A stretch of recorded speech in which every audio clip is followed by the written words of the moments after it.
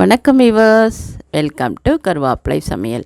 இன்றைக்கி நம்ம என்ன பார்க்க போகிறோம் அப்படின்னா மசாலா காளான், ரோட்டு கடை மசாலா காளான். இப்போது அது எப்படி வந்திருக்கு பார்த்தீங்களா? சூப்பராக இருக்கா? செஞ்சு பார்த்துட்டு கமெண்ட் கொடுங்க, ஷேர் பண்ணுங்கள், லைக் பண்ணுங்கள், என்ஜாய் பண்ணுங்கள். வாங்க எப்படி பண்ணலான்னு பார்ப்போம்.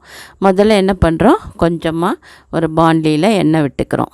அதில் என்ன பண்ணுறோன்னா ஒரு 5 பூண்டு எடுத்து நைஸாக நறுக்கி போட்டிருக்கேன். சரிங்களா? ஒரே ஒரு வெங்காயத்தை நறுக்கி சேர்த்துக்கோங்க. அதுக்கப்புறமா பூண்டு எவ்வளோ போட்டோமோ அதே மாதிரி இஞ்சி அழகாக நறுக்கி சேர்த்துருங்க. சரிங்களா? இந்த 3 சேர்த்துட்டோம். கொஞ்சமாக வதக்குறோம். வதக்கிகிட்டே இருக்கும்போது அது வதங்கலை இல்லையா, அதனால் கொஞ்சமாக நம்ம என்ன பண்ணலாம், உப்பு சேர்த்துக்கலாம். அப்போ சீக்கிரம் வதங்கிடும். அப்புறம் என்ன பண்ணணும் அப்படின்னா கொஞ்சமாக மஞ்சள் சேர்த்துக்கிறோம். கொஞ்சம் காஷ்மீரி சில்லி பவுடர் சேர்த்துக்கிறேன். நீங்கள் எது வேணால் சேர்த்துக்கோங்க. கொஞ்சம் கலர் நல்லா இருக்குன்றதுக்காக அதை சேர்த்துருக்கேன். ரொம்ப காரம் வேண்டாம். சரி, அப்புறமா நான் தக்காளியை அரைச்சி பியூரியாக வச்சுருக்கேன் உப்பு போட்டு. அதை தான் நான் சேர்க்குறேன். நீங்கள் பெரிய தக்காளியாக இருந்தால் ஒரு 3 தக்காளியை பொடி பொடியாக நறுக்கி இந்த மாதிரி கிரேவி கன்சிஸ்டன்சி வர்ற அளவுக்கு வதக்கிக்கணும். சரிங்களா? இந்த மாதிரி வதங்கின பிறகு நம்ம காளானை சுத்தம் பண்ணிவிட்டு இந்த மாதிரி பொடி பொடியாக நறுக்கி இதில் சேர்த்துக்கணும். சரிங்களா? இந்த மாதிரி நம்ம என்ன பண்ணணும், எல்லாத்தையும் சேர்த்துட்டு ஒரு தட்டை போட்டு மூடி வச்சிடணும். ஏற்கனவே நான் தக்காளியில் உப்பு போட்டுட்டேன், நீங்கள் உப்பு போட்டுக்கோங்க. அப்புறம் இப்போது கரம் மசாலா ஒரு 1/2 ஸ்பூன் சேர்த்துருக்கேன். எகெயின் மூடி வச்சிடுறேன். அந்த மசாலா எல்லாம் அதில் இறங்கணும். அந்த மஷ்ரூம் அந்த மசாலாலெல்லாம் அப்சர்வ் பண்ணணும்.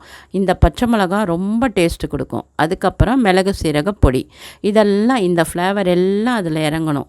அதுக்கப்புறமா கொத்தமல்லியை பொடி பொடியாக நறுக்கி போட்டிருக்கேன். எல்லாம் பாருங்கள், மூடி வச்சோன்னா அந்த பச்சை மிளகாய் வாசனை, அந்த மிளகு சீரக வாசனை, அந்த கொத்தமல்லி வாசனை எல்லாம் அந்த காளான் அப்சர்வ் பண்ணிவிடும். மஷ்ரூம் அப்சர்வ் பண்ணிவிட்டு அப்படியே சாப்பிட்றதுக்கு எப்படி இருக்கும் தெரியுமா? ஆஹா, நான் சொல்லக்கூடாது, நீங்கள் செஞ்சு பார்த்துட்டு சொல்லுங்கள். அப்புறம் இப்போ கடைசியாக நம்ம என்ன பண்ணணும்னா கார்ன்ஃப்ளோர் எடுத்து கொஞ்சமாக கரைச்சி 2 டேபிள் ஸ்பூன் அளவுக்கு ஊற்றினா போகிறோம். அந்த குழகுழப்பு வர அளவுக்கு.